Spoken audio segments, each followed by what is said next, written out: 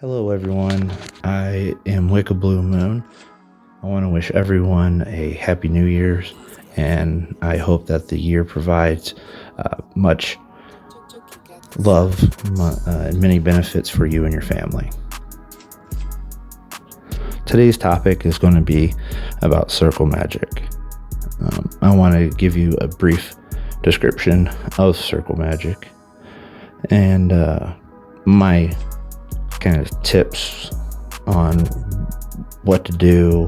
I'll give you the breakdown of what the circle magic consists of and things like that. So, first thing is the description. The circle magic is a ritual performed which will help not only get energy from the earth, but it will also cut a connection into the universe, so then you get more of a direct connection to your deities, in which you are going to be calling forth for the circle magic. So it is a very exhilarating, it is a very very good feeling whenever you do circle magic. It's the best feeling in the world. So because of that, you're going to be using a lot of energy, getting a lot of energy from not only your deities, but also from the elements and their assistance with the circle magic in general. So this is what I use for my more powerful spells. I always do them in a circle.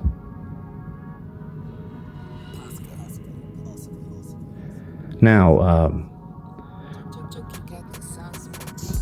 with circle magic, if you don't want to do any spells, whenever you get a circle created, you don't have to. You can just make a circle and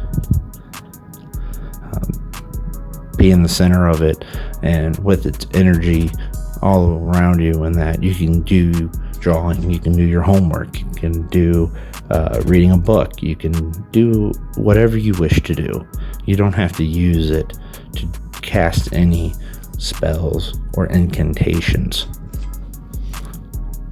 You can if you wish, but you don't have to. That way you can still get a good connection with your deities and the elements, but you don't have to do any cast any spells for that. This will also, if you decide to do this, will also make the connection between the elements and your deities stronger, because you're more connected to them.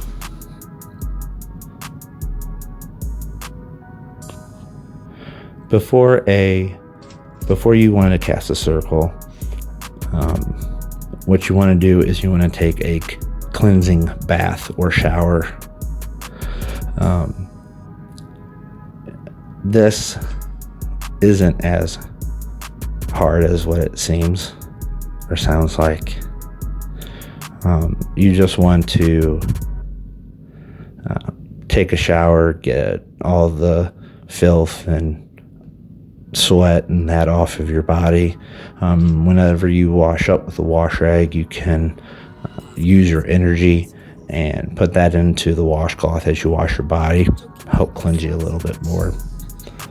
And then before you do the circle, you want to go ahead and cleanse your space as well. And I also cleanse myself before I cleanse the room. So I will do little circles with the smudge stick and cleanse myself, and then I will cleanse around the room. This will help get rid of any negative energy or that's connected to you or around you. So, for circle magic, it has 11 steps, in which the everyday circle that you'll be casting is a basic ritual. They do have holiday Sabbath rituals as well, but for everyday use, you're gonna do a basic ritual. First, you want to do the altar divination. This consists of cleansing your items on your altar in the name of the Lord and Lady or your deities. Number 2 is creating your sacred space.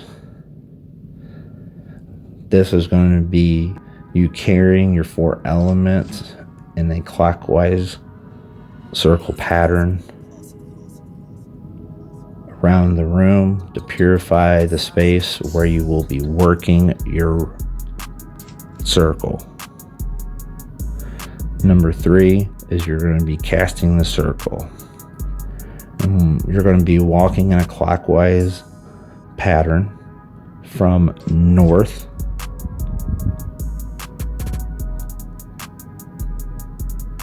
to east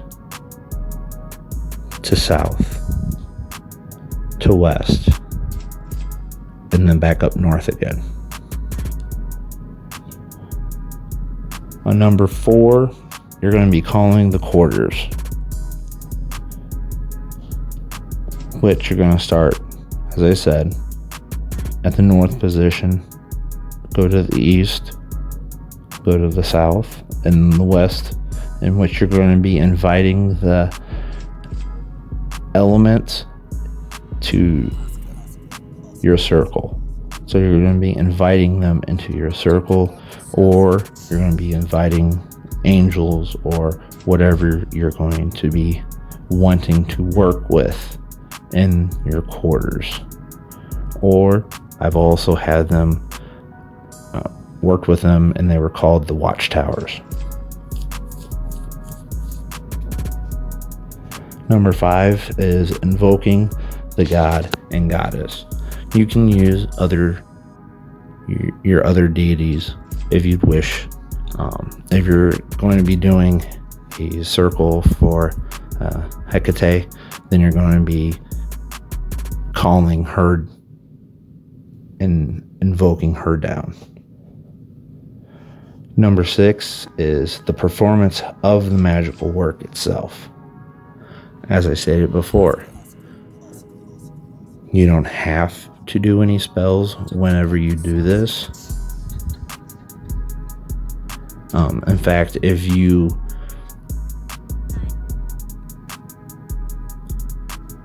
don't cast circles, I'll say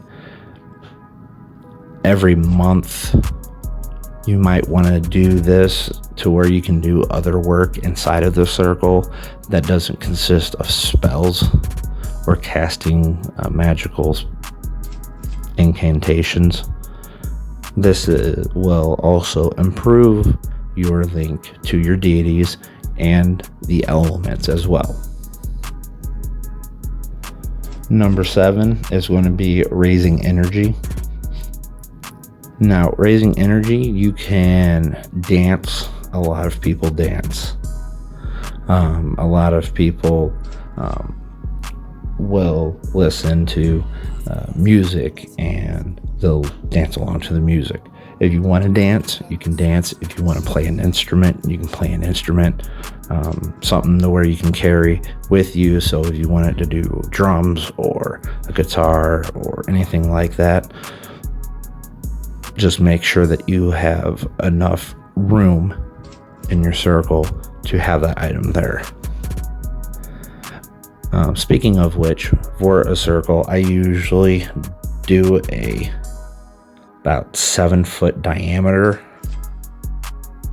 around me, so that gives me enough space if you're going to be doing more people than just yourself, if you're going to be doing it with 4 people, you're going to want a little bit bigger of a space. So you're going to want to make that bigger. And what I find helps is that you mark your north, east, south, and west positions with either rocks or some kind of markers. That way you know where the border of your circle is. You don't have to outline the whole circle if you don't want to. You can if you wish. If you do it inside, you may want to, if you have a hard surface like laminate, you can use regular chalk. That will clean up easily, and you can use it on the floor to outline what space that you need. Or you can use salt. Salt won't damage the floor itself, and it's easy to clean up. But doing it a few times, you'll get into the habit and learning what works for you, what you have available, things like that. Number 8 is you're going to be thanking the Lord and Lady. This is for me, but if you're using a different deity like Hecate or Diana or anyone else, then you're going to thank them. You're going to want to thank the deity that you are invoking into your circle. And whenever you talk to them, you want to be respectful. You want to speak clearly. And you want to be able to feel their energy before you continue forward.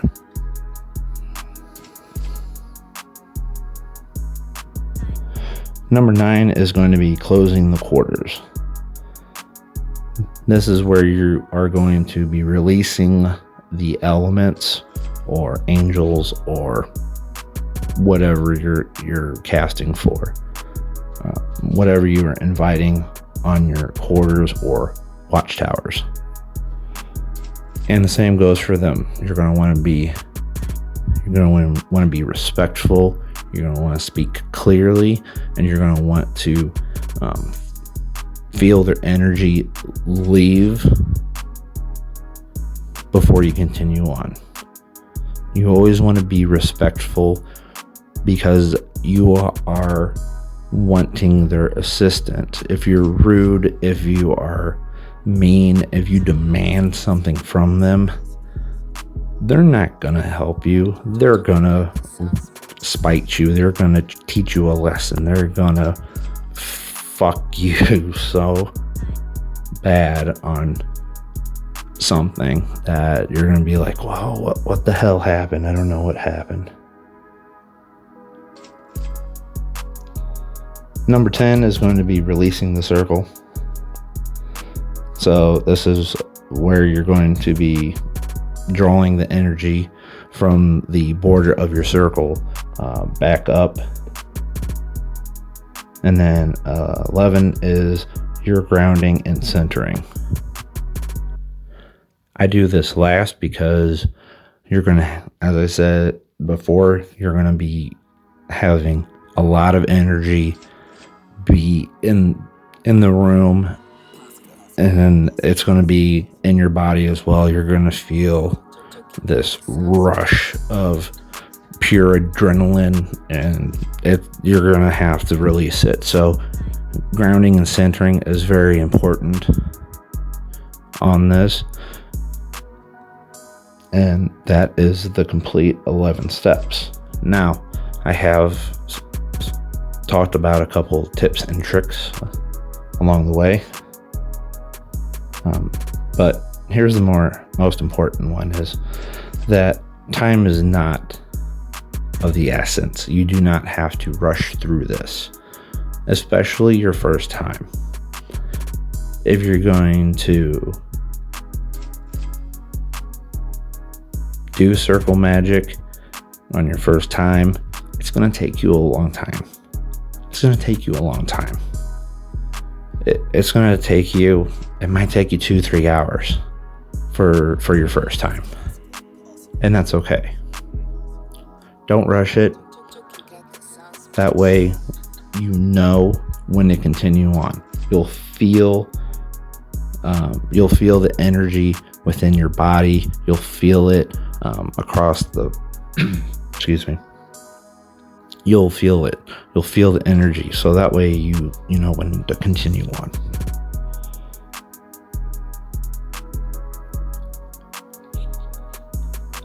So circle magic is fantastic.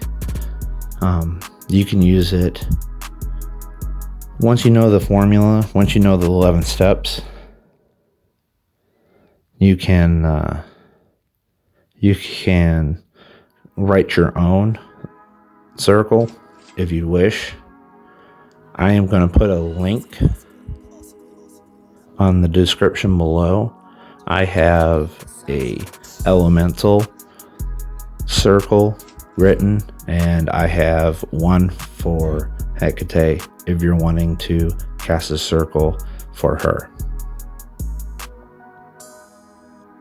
So I hope this has helped. If you have any questions, make a comment below, and if you haven't already, make sure to subscribe and share. Thank you very much for your time.